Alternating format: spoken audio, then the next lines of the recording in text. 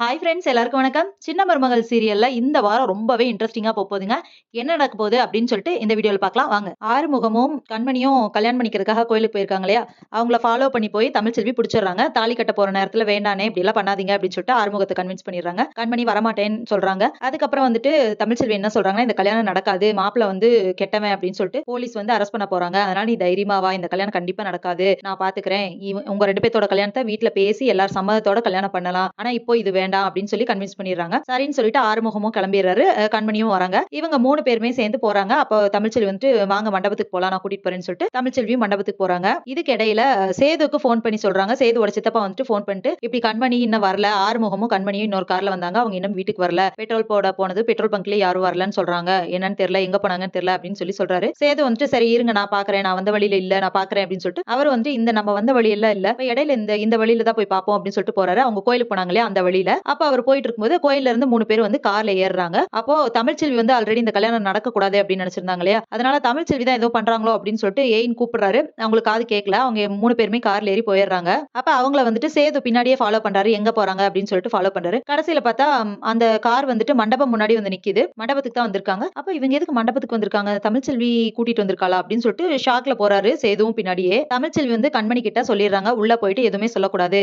நீங்க வந்து என்ன கூப்பிட வந்தேன் அப்படின்னு சொல்லிருங்க, அப்படி சொல்லி சமாளிச்சுக்கலாம், வேற எதுவுமே நீங்க எங்க போனீங்க என்ன எதுன்னு கேட்டாங்கன்னா நீ வந்து அண்ணிய கூப்பிட வந்தேன் அப்படின்னு மட்டும் சொல்லி சமாளிச்சுக்க, வேற எதுவும் பேச வேண்டாம் அப்படிங்கிற மாதிரி சொல்லிடுறாங்க. அதுவும் இல்லாம நீ வந்து போய் மாப்பிள்ள பக்கத்துல உட்காரு, அதுக்குள்ள போலீஸ் வந்து அவனை அரெஸ்ட் பண்ணிடுவாங்க அப்படின்னு சொல்றாங்க. இப்ப உள்ள போனோன்னு எல்லாரும் கேட்கும்போது இல்ல அண்ணி இந்த கல்யாணத்துக்கு வரணும்னு நினைச்சேன், அதனால அவங்களை கன்வின்ஸ் பண்ணி கூட்டிட்டு வந்தேன் அப்படின்னு சொல்லி சமாளிச்சிடுறாங்க. அதே மாதிரி சரி ஓகே வாங்க போய் மாப்பிள்ள பக்கத்துல உட்காரணும் அப்படின்னு சொல்லிட்டு உட்கார வைக்கிறாங்க. அதே டைம்ல கரெக்டா போலீஸ் வந்துருது. போலீஸ் வந்துட்டு அவனை பத்தி சொல்லிட்டு அவனை அரெஸ்ட் பண்ணிடுறாங்க. அரெஸ்ட் பண்ணி கூட்டிட்டு போனோன்னு எல்லாத்துக்குமே பெரிய ஷாக்கு. ஐயோ சடனா இப்படி கல்யாணம் நின்றுச்சே அப்படிங்கிற மாதிரி ஷாக் ஆகுறாங்க. இதுதான் சான்ஸ் அப்படின்னு சொல்லிட்டு சாவித்திரி என்ன பண்றாங்கன்னா, நான் ஒரு மாப்பிள்ள பார்த்து வச்சிருக்கேன், நான் மணமேடை வரைக்கும் வந்துட்டு கல்யாணம் நிக்க கூடாது, அதனால அவன் அந்த மாப்பிள்ளைய வச்சு கல்யாணம் பண்ணிடலாம் அப்படிங்கிற மாதிரி சொல்றாங்க. உடனே கருப்பு சொல்றாரு, இப்படிதான் வந்து ஏற்கனவே அவசர அவசரமா உடனே கல்யாணம்னு சொல்லிட்டு பண்ணாங்க, இப்ப பார்த்தா இவ்வளவு மோசமானவனை பிடிச்சி அந்த பிள்ளை கட்டி வச்சிருந்தா அந்த பிள்ளை வாழ்க்கை என்ன ஆகுறது, ஏதோ நாங்க யோசிச்சு தமிழ்ச்செல்வி தான் சொல்லிச்சு அவனை பத்தி ஏதோ தப்பா இருக்குன்னு சொல்லவும் நாங்க போய் தேடி கண்டுபிடிச்சு இவ்வளவு தூரம் ஆதாரத்தோட கொண்டாந்து சொன்னோம், இல்லாட்டினா இப்ப அவனை தானே கட்டி வச்சிருப்பீங்க அந்த பிள்ளைக்கு அப்படின்னு சொல்லி பேசுறாரு. அவர் பேசுறது சேதுவுக்கும் சரிதான் அப்படின்னு தோணுது. இல்ல முடியாது, இப்ப உடனே எல்லாம் கல்யாணம் பண்ண வேண்டாம், பரவாயில்ல கல்யாணம் நின்னா பரவாயில்ல, அதனால ஒண்ணும் தப்பு இல்ல, தங்கச்சிக்கு நல்ல மாப்பிள்ளையா தேடி கண்டுபிடிச்சுதான் கல்யாணம் பண்ணணும், விசாரிச்சு எல்லா